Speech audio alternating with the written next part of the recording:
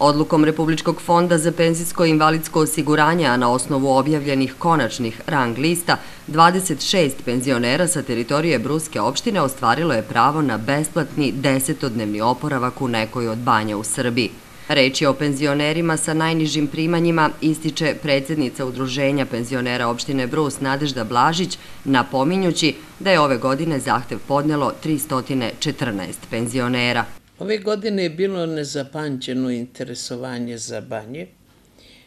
Konkurisalo je njih 314. Od tih 314, 26 mesta smo dobili. Mi smo kao udruženje prošli više nego odlično, zato što se zanat penzioneri samostalnih delatnosti i poljoprivredni boduju na nivou okruga Kruševačkog. Mi uvek smo imali pravo na jednog invalidskog samostalne delatnosti, međutim, mi smo ove godine dobili 5 i starosnog, i invalidskog, i 3 porodična, što je za nas, znači, 4 mesta odmah više. Kada je u pitanju poljoprivreda, 6 penzionera idu iz celog okruga, naši su dobili 3, 50% smo povukli. Lista koja je stigla, kada je izbodovano, najveće interesovanje za te banje su bile za Ribarsku banju, Vrnjačku banju, a van našeg područja za Sokobanju, Prolom i Lukovsku banju. Oni su imali pravo da se izjasne za 2 sa našeg područja i 1 po sopstvenoj volji.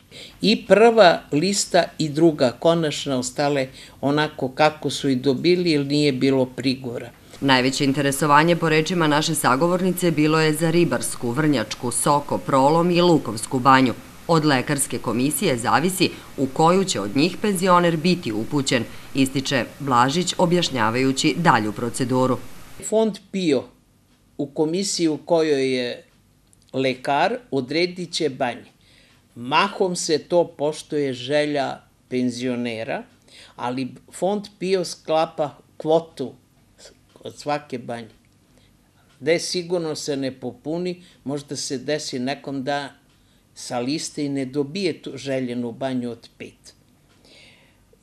Sva obaveštenja dalje, odnosno njih će sad Fond PIO da obavesti koje banje su dobili i taj spisak koji njima dostavi to obaveštenje, spisak se dostavlja banjama i banja posle poziva i kontaktira, zato se i uzima broj telefona i pismeno.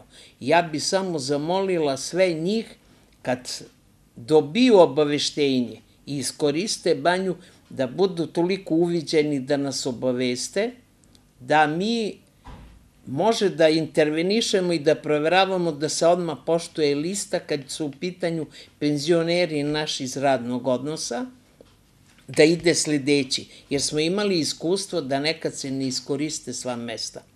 A kod poljoprivredi, kod samostalnih delatnosti, ako naši neko ne ide, ići će iz druge opštine. 10-dnevni boravak podrazumeva besplatan smeštaj, ishranu i banjski tretman, a može se iskoristiti do kraja godine.